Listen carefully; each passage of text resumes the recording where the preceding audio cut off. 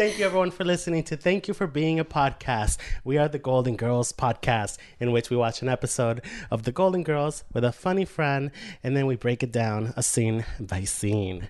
I'm Anthony Decimito. I'm Genevieve Rice. And today we have a very special, super funny guest, the wonderful Carmen Lynch. Yay, thank you. Thank you for being here. Yay. It's so good to be here. I haven't seen the Golden Girls in so long, so thank you for that. Nice. So we usually start off by asking our guest, what is their Golden Girls background? How has Golden Girls affected your life in any gosh, way? in so many ways. Well, I remember my parents would watch the Golden Girls when I was a kid. And then that's it. And then every once in a while I'd watch a rerun. Mm-hmm. But I never really connected with, because they're old. Mm-hmm. But they're so funny. So I feel like it's going to be one of those shows that just lasts forever. Because by the time I reach their age, I'll be like, oh, this is it. This is what my life's going to be about. But then I'll be like, what the hell are they wearing? And what is that home phone on their wall? Right. Yeah, there is some questionable fashion in the Golden Girls. But I feel like now, hipsters, dress like the Golden Girls. Yeah, fashion always comes back, so. It does. There's a bracket of, girls from, maybe 18 to 22 who are, I'm going through a hardcore thrift store phase, and they're looking for these 80s outfits. The more floral print and pastel, the better. And good for them. I love that. I love seeing that girl. The thrift stores love it for sure. Yeah. But even when florals were in, I never got into florals. Did you? Yeah, no. I think I have a pair of floral shoes that every once in a while I muster up the guts to wear. But other than that, I'm just it feels like too much. It feels like I'm a couch or something like that. I feel like, because I'm so tall, I feel like a giant flower or a garden or something. I went through a pretty heavy Hawaiian shirt phase in the mid-90s. That's probably my most print phase of life. For me. Even that though doesn't sound as bad as flowers. There was some flowers, Hawaiian flower. It was it was out of control. There were obviously thrift store shirts, and so we watched an amazing episode. It's season 3. Finale, episode 25. So yay, we made it through season 3. We're alive. And we're live. Hopefully you're alive. Yeah, hopefully you're alive listening to this and you're not like a ghost or something. If you shout out to our ghost listeners. Yeah, though. Shout out to our ghost listeners. Ooh, Golden Girls. I'm trapped in this home. I have unfinished business. I'm trapped in this podcast. It is titled this episode was titled Mother's Day, and the original air date was May 7th, 1988. Oh my God. I know. And so 28 years ago, guys. And so as we do with every episode, Genevieve will give us a brief summary of what we watched for the listeners or the ghosts that did not watch it with us today. The ghost listeners are also listeners. We'll be clear. Yeah, the ghosts see everything. So they're here with us. But I'm going to keep this real short. And this is a Mother's Day episode, and the ladies reminisce about Mother's Day, and they share stories about their mothers and mothers that they have known. Right. Thank you. That was very good. And that was without even reading it off a script or anything. That was really good.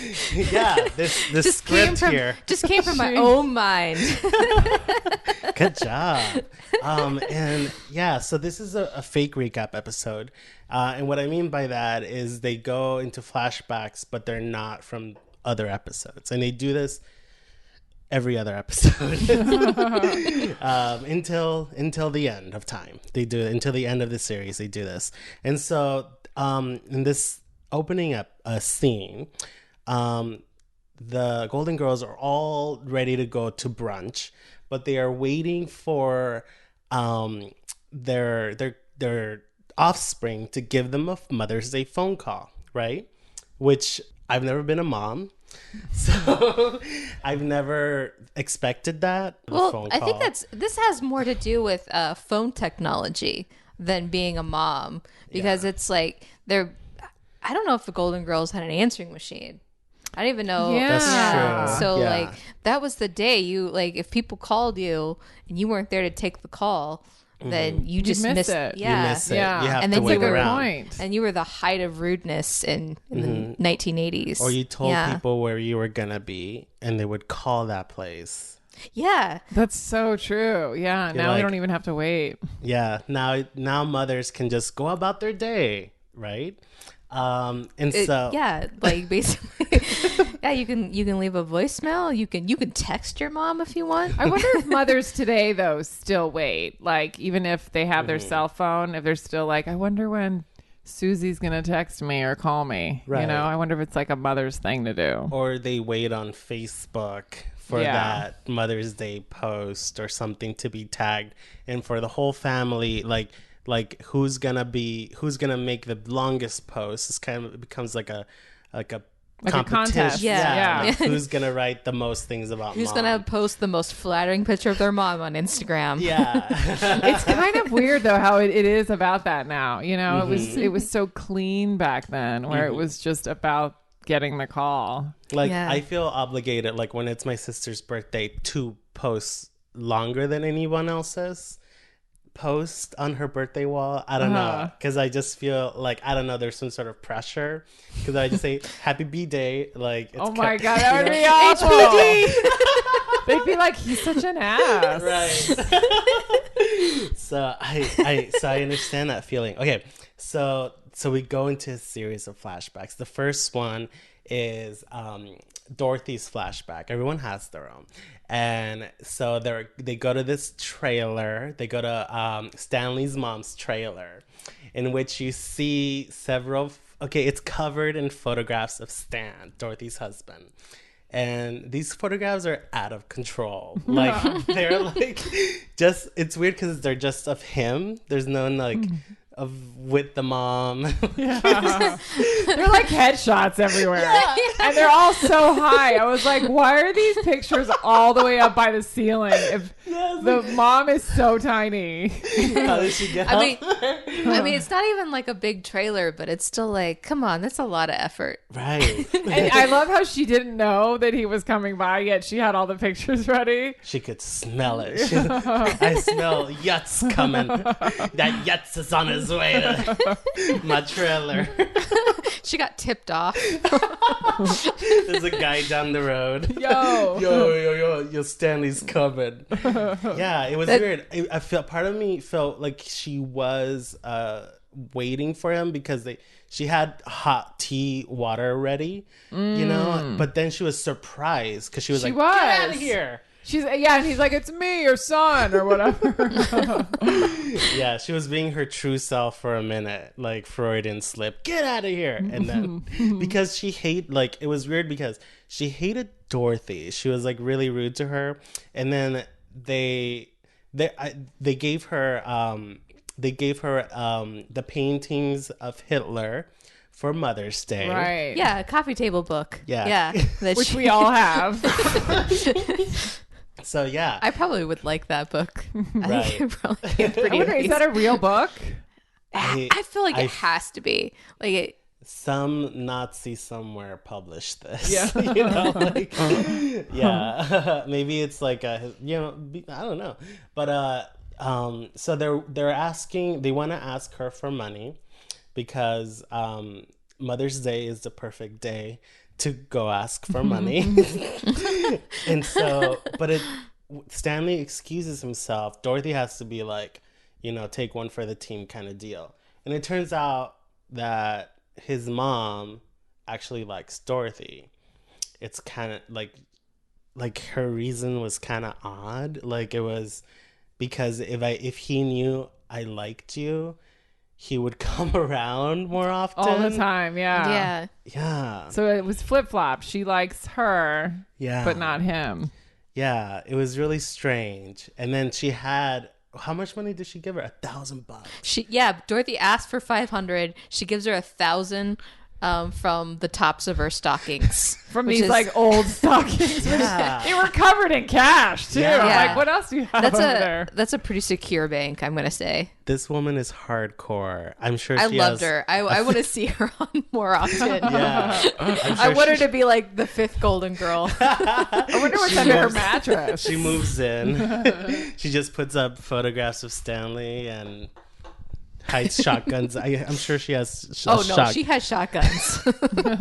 She has to have shotguns with all that cash. I know. She lives in a Florida trailer park. I'm pretty sure it's illegal to not have a shotgun. Oh man. Okay, so so the next scene, they're back at the kitchen table, and that's when Rose's son calls her, and he's in Minnesota. Charlie Jr. Charlie Jr. But she says Charlie, and then she's like, Charlie Jr. Yeah, so that was like, not are you my talking to husband. your ghost Yeah. ex-husband? Like, and you know what was really strange for me? Like, they were all waiting for one offspring to call them when they have multiple children, you know? Mm-hmm. Like, Dorothy has 3 kids. Don't they? They Rose all has have like 4 or 5. Rose has 5 kids, and Blanche has 5 kids as well.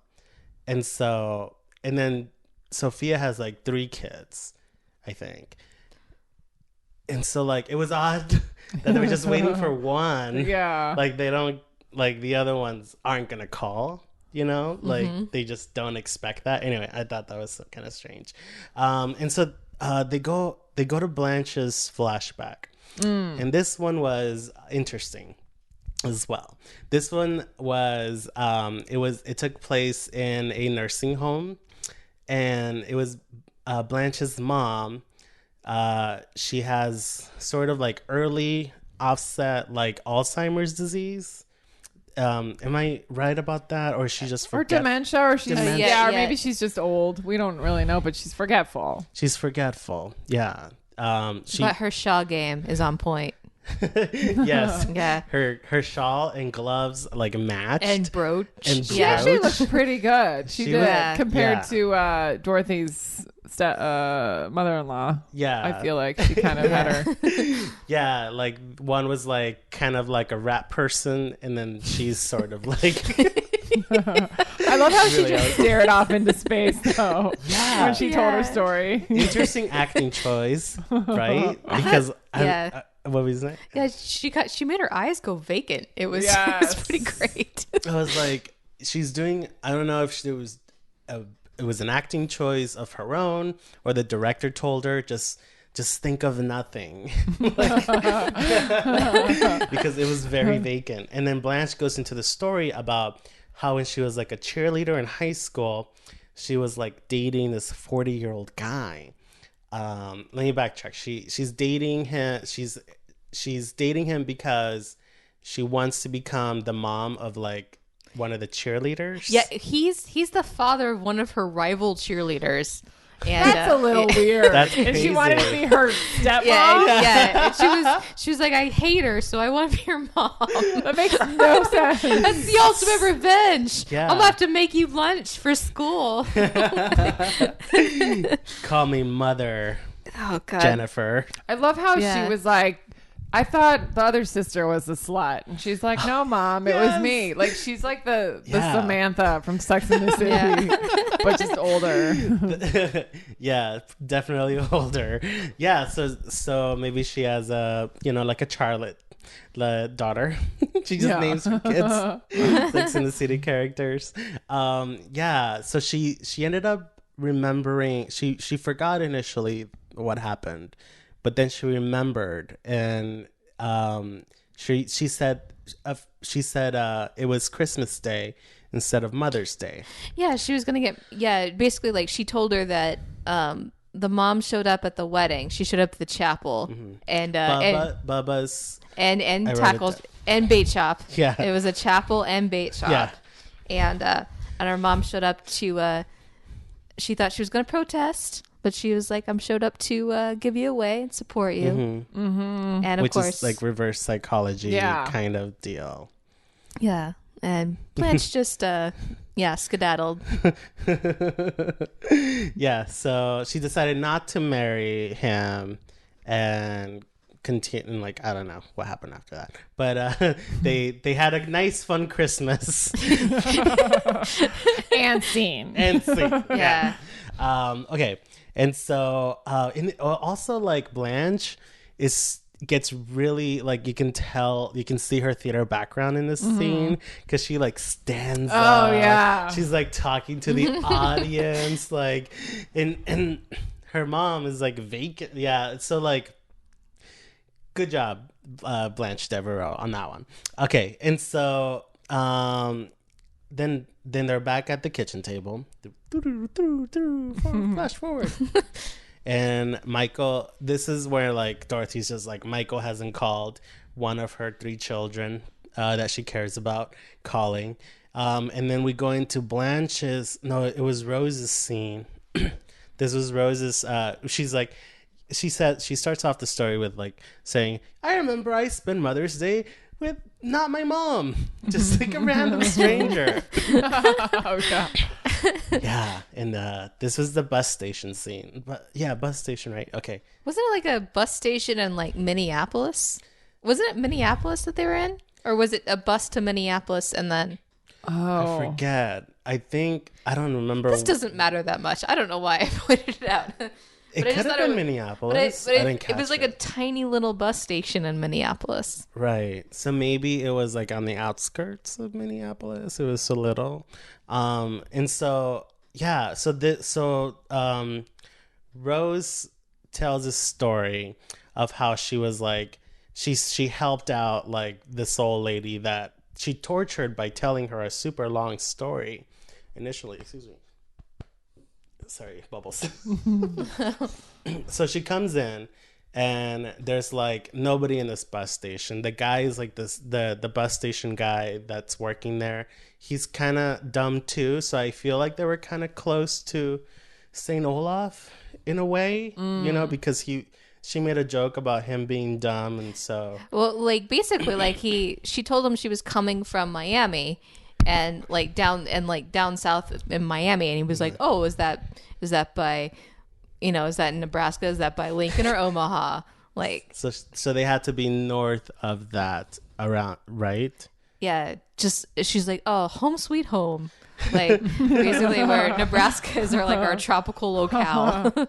And if this happened while she was living in Miami, like why is she telling this story if she lived there already? You know what I mean? I don't know. It seems kind of weird. Yeah, because everybody went really into the past. Anyway, I'm getting too into... Well, I feel like she's coming back and she's just like, oh yeah, I'm back in my home territory, you know, like... Right. Yeah. Okay, so she meets this lady who's going to Northern Falls, which is like in North Carolina. So it's a real town. Did you look it up? So I looked it up, and it was sort of like a landscape more than a town. You know, it was like just like a big area of land. So it was a mass. Yeah, it was a mass. And so they have a connection. This older woman, she went to St. Olaf once to go to a wedding, and she knew the bride, like Rose knew the bride. So they get into this long story. This older woman is like British, right? She has an English accent. Was it English? I don't know if it was so much British as it was just like old. Like politey. Politey. Like I feel like people do get more British as they get older, yes. I think. More proper. Yeah. Yeah. Sorry, this thing went into my mouth. I'm like, oh. I'm like, what is that thing? Oh, yes, almost swallowed a soda tab, listeners. Okay.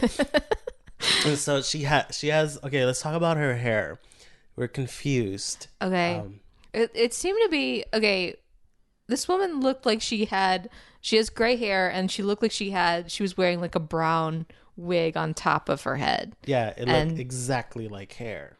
Yeah. So but do you think it's attached to the hat that she was wearing? When she turned around, we saw that it was attached to the hat. Yeah. So at first I thought it was like a hair, like she just grabbed a squirrel, put it on her hair, and it, and then attached little flowers to it. She looked like she reminded me of the pigeon lady from Mary Poppins. Ooh, that's a good one. Yeah. So Yeah. I was like, ooh, like that's interesting. Okay. And so this part was weird for me. She was like telling a story about the florist for that wedding that they were talking about. He was also a blacksmith, also the only black guy in town.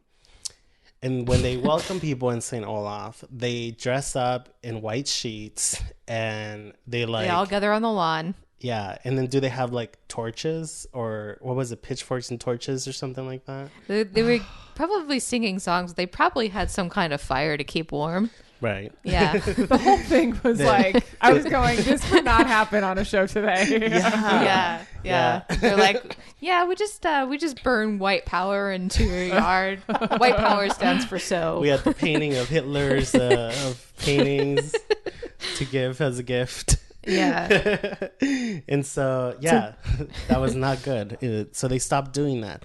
Okay. And so then the older woman, I forget her name. And so she's like, she confesses that her daughter is dead.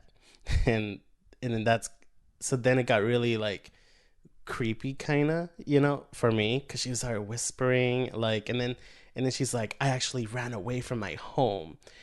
And I think they're gonna get me right now. Cut to. Yeah, like literally like 2 seconds later, a cop pulls in like he's waiting. Great. Just loud enough for the cop to go, that's my line. I gotta go in. He was just like on the other side of the wall. Yeah. He's like, I've been here for hours. There've been like 4 people in this train station. And finally someone confessed. Oh. Oh my God. He was flirting with the sailor. That's what he was busy doing. He had like, at first I thought he was like German, like like, and then I realized he just had a really heavy like Minnesota accent. The cop? Yeah, the cop. Uh-huh. Yeah. Yeah, right? yeah. He is very Fargo-y.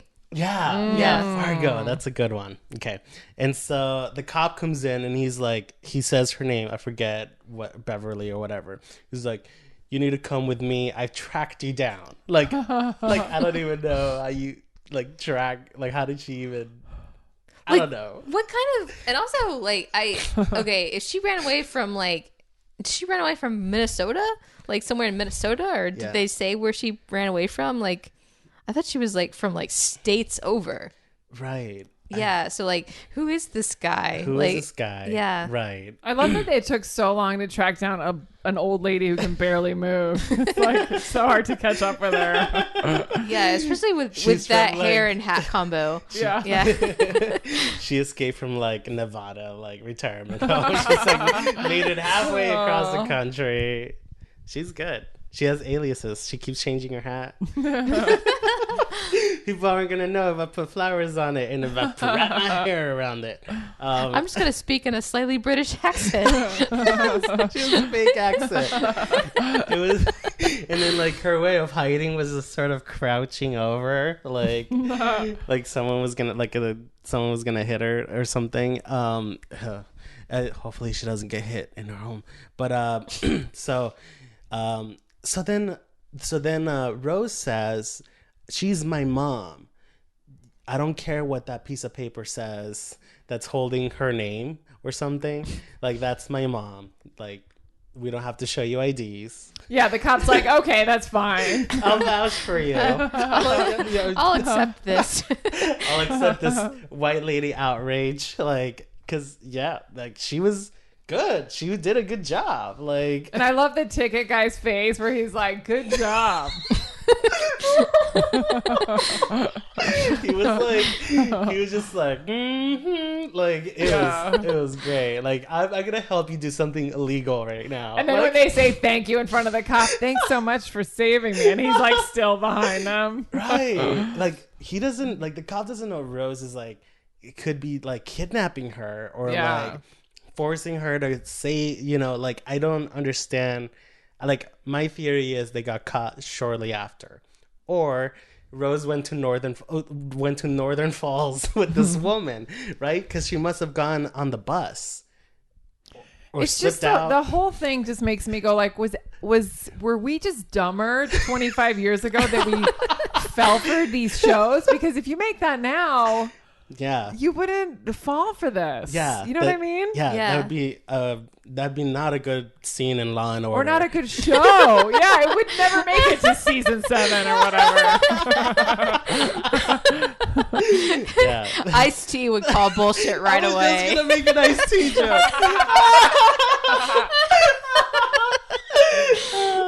He would call bullshit. Doesn't call bullshit on anything. But on this. Oh man. Okay. All right. And so they go back to the table, to the kitchen table. They don't even do like they do like just cut. They just go, yeah. We're done. We're done. And so this is when Michael calls. So Dorothy's on the phone, blah, blah, blah. And then Sophia's like, I'm sick of your lousy stories. Let me tell a good one. And her story, I don't think was the best one. It was the most, it wasn't like, even really a story. Yeah. Yeah, like you're, okay, so we go back to the 40s? 40s, right? Yes, I don't know. I don't know. And so they go to Brooklyn, New York, where they grew up. And so it's like this antiquated apartment. It's super cute. Like all the furniture is super cute. Oh my God, that chair. Yeah. I wanted that chair. Yeah. That thing that the husband was on. This big, it's like a fainting couch or something. Yeah. It was just gorgeous. It's tufted. And so we go back to way back. And so we see Salvador the dad. He's like kind of being a bum on the couch, a newspaper on his face. And then Sophia, He's being a glorious bum. Yeah. He's just like, it's wonderful. right? It was great. Like he just needed to be like sunbathing, like on a window to complete this entire look. And then Sophia's in her like youthful, like 40s outfit. I wonder if that was her real hair. Right? Yeah. Yeah. Right. Oh, I need to She's look the at it youngest again. one of all of them, right? Yeah. Yeah. Mm-hmm. They just make her look old. And she looks good. The green dress, kind of reddish hair. And then we see young Dorothy, who is this wonderful mimicking actress. She's copying all of Dorothy's mannerisms, like even the way she like holds her. We've seen her before, and she's really awesome. Yeah. I've never seen that Dorothy, so I was totally like, who is this giant woman who looks like Dorothy? And then Dorothy comes in the wheelchair, and I'm like, I'm so confused. What is happening? Did Dorothy go back in time? Yeah, I was so confused. And then when you said like you were like high or something when you watched it, and I'm like, but I'm not even high, and I'm tripping over this scene.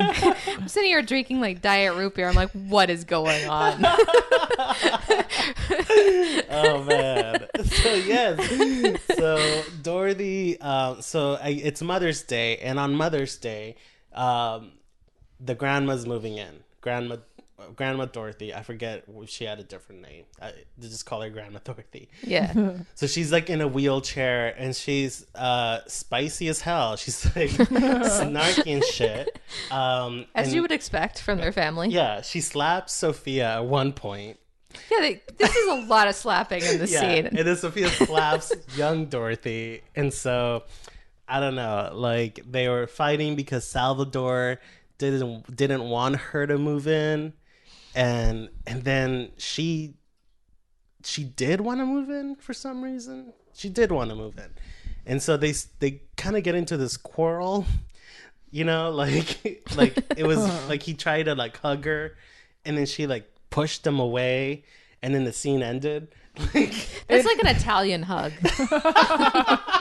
Yes. But the whole scene was trippy because Dorothy's giant. Yeah. And then Sophia's so little, and then her daughter's huge. Right. And then Salvador's so small. And then Salvador's small. And then Dorothy still looks like current Dorothy, but she's in a wheelchair now and her makeup is different. Yeah. And it's like confusing. Her makeup was flat, I think. And they made her head bigger. They made her... They added like more head. They added skull to her head. It was so weird. How do you do that? Yeah, it was so weirard. Yeah, that was a mean makeup job. That's all I have to say. I know, it was weird. It was mean. I bet she didn't like it. I bet you $100. I didn't like it. Maybe back then they didn't know how to make people look older. Yeah, you know. But they maybe they did make her look really old, and maybe Dorothy B. Arthur herself was like, fuck no. Yeah. No, this is not gonna fly and make me look look old in a spiteful way. Add more skull. Or maybe her head just looked bigger because she was sitting. Yeah, maybe. that's true. Yeah. Okay. Yeah, her head was at a different level than we normally see it. Even with Dorothy sitting, she was taller than the other one standing. I can't ever think of her name. Sophia. And I'm like, they're next to each other and she's still bigger. Yeah. Maybe that's why they're letting her live there, because she's gonna be in a wheelchair. Yeah. She really wants to stay in this apartment that does not have a wheelchair ramp. Yeah. And they're like, you're gonna lift me up, aren't you? Like this little Danny DeVito dude that's gonna lift her up. He is kind of like Danny DeVito. Yeah. Oh man. Okay. And so that scene ends. And Blanche gets her phone call from Janet, which is like finally as they exit. Yeah, finally. But then okay, sorry, I'm confusing this with another scene. Okay, so then so as they're exiting, they're like, okay, let's just go. And then she gets the phone call, and then Sophia's like, fuck it, I'm gonna cook because we've been waiting too long. So she pulls out all the pots and pans available. She's gonna make everything. She's like, it's my Mother's Day. I'm gonna boil water in this. I'm gonna salt this, salt water this, hot water. I got a nonstick pan. I got a stainless steel pan. She's just gonna make water. I'm gonna use one of the copper molds that's on the wall. The penis copper mold. There's one that looks like a penis, but we don't know what it is. Yeah, it's always there. Okay, and then that's like the big punchline, and then this episode ends. How did we do? Okay, we did good. So we did it, guys. Yay! All right. And so thank you so much, Carmen, for being here. Thank you, guys. I seriously haven't watched the show in so long, so it was like going back in time. Nice. I'm glad we were able to take you down a journey that takes you down another journey. Yes. And so this episode comes out on March 9th. And is there anything that you'll be doing, or how can people find you online? March 9th. Yeah, follow me on Twitter at Lynch Carmen. I'm trying to think of what I'm doing around that time. Yeah, go to CarmenLynch.com. I post show dates on there. Mm-hmm. And that's it. Yay. All right. And Genevieve, where are you gonna be after March 9th, or how can people find you online? Hi. March 10th through 12th, I'm gonna be in Austin, so gonna be doing some open mics and stuff like that. Yay. So Austin rocks. If you're an Austin listener and you run a room, let me know. Put her on. Put her on a show. I will bug you. And also after that, I'm going to be in LA from 13th through the 16th. Fun. So same thing. If you're in LA and listening to this and you have a room and want me on it, let me know. Yay. Put her on, guys. And I'm at Genevieve Rice on Twitter and Instagram and Facebook and Periscope, I guess. And wow. Follow her on Periscope. Follow me on Periscope. Sometimes I accidentally turn it on. Is Periscope still big? Are people still using it? I feel like I've never used it, but I hear about it all the time. I one of my real estate buddies does it. So you can ask him real estate questions. Oh. If you want. I will. Please do. Whoever he is. I have a ton of real estate questions.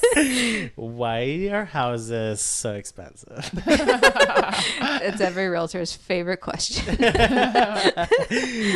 I buy a house that's not? And I am at Anthony Desamito on Twitter, Instagram. I'm going to be at the Ice House Comedy Club on March 16th. So come out. Let me know if you want tickets. I have like 8 free comps. It's for the Comedy Time TV taping, so we have to be squeaky clean, and so that's gonna be fun. So bring your children. I don't know. And so you can't. It's a club. Okay, and then Bring your moms. Bring your mom. Yeah, there you can go. bring your mom. Oh, Yeah, bring your that mom. really kind of wraps up the whole episode. We're gonna bookend it this way. And so along with our own individual Twitters, the podcast also has a Twitter. It's at Thank You for Being a Podcast, but as an acronym, at TIFBAP, TYFBAP. Also at TIFBAP on Instagram. You can find us on facebook.com/Thank You for Being a Podcast, Stitcher, iTunes, or any platform you use to listen to us today. The music is by Micah Dennison and Brian Kokernak. Sorry, his Twitter is Kokernuts. Sorry, Kokernuts. I just like saying that word. Sorry. The next episode is actually our season 4 season premiere, episode 1, and it is titled "Yes, We Have No Havanas."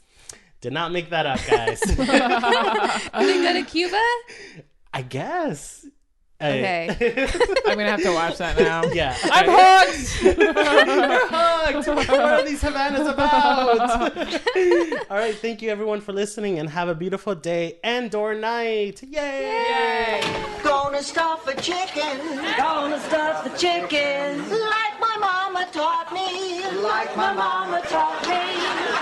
Gonna take the chicken down to Mississippi.